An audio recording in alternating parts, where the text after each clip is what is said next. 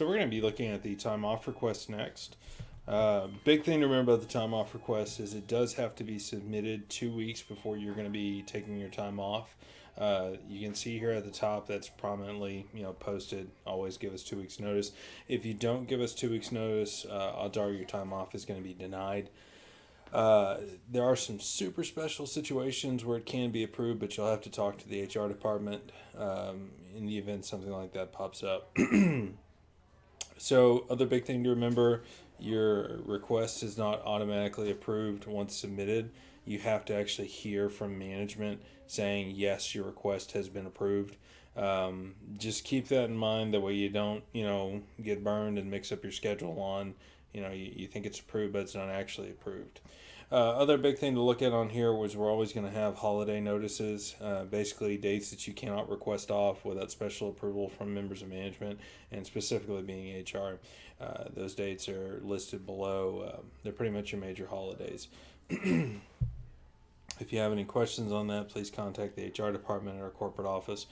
So the next thing we're going to see here is everything you got to fill out in the form. First is going to be your name. We're going to do a fake name of Bob Smith. And then you're going to do your employee number, and then your phone, whatever it is, 409,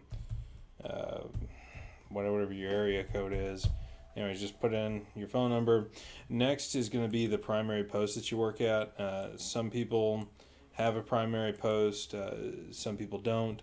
So if you have one, put ABC Box Co. If you don't have a primary post, it's always best to call and check with HR on what you should put. 9 times out of 10, you can usually put the post you work most often at. So let's say you work at a Bob's Pet Shop, 3 shifts out of the week, and you everywhere else you only work 1 shift out of the week. Go ahead and put Bob's Pet Shop. Next thing is email. Whatever your email is. It doesn't really matter if you're using Gmail or whatever else. You can use Yahoo, you can use Gmail, you can use AOL, whatever email you're using. Then you want to pick what office you're located in. Dallas, Houston, Southeast Texas, Southwest Louisiana. If you're in one of our sites that's kind of, it's not really this place, but it's pretty close to this place, go ahead and pick the location that's closest to you.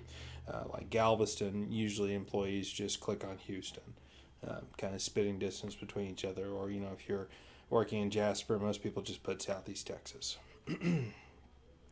So what you're going to be selecting next is the month of the first day that you're going to be selecting today's date. So let's say it's January 1st, 2017. Obviously it's not correct, but it doesn't matter for this. Then you're going to be selecting the first day that you want off. So I want April the 1st, 2017. And the last day you want off, I'm going to be returning to work November 30th of 2017. And the day I'll return to work would be December 1st. So yet again, you have today's date. Let's pretend it's January 1st. Then you have the first day that you want off, so I want April 1st off. And then the day I'll be returning to work would be December 1st. So obviously not realistic at all in terms of a time off request. No one's going to take that many months off. But just for explanation, there you go. Big thing to remember underneath both of the day selectors is that note again about how you got to have 2 weeks. So next is going to be the reason for why you're taking off. The better the reason, the more detail you give us, the more likely it is to get approved, within reason. You don't have to type a book, but, give us something to go on. That way we understand the situation better.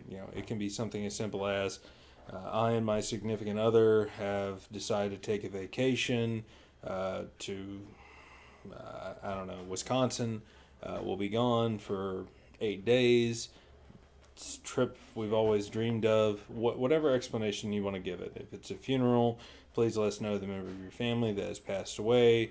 Please let us know any other information associated to the funeral. The funeral's on Thursday at 2 o'clock.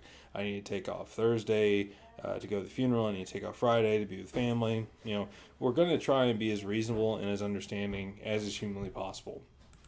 So I'm going to put in my fake time off request, the reason I need time off is going to the moon for lunch, which is obviously not even remotely a real possibility, but just to kind of give you an idea, I listed where I'm going, I listed the reason why I'm going there, and in this fake time off request, I'm going to be gone for like 6 months, so that could be, who knows.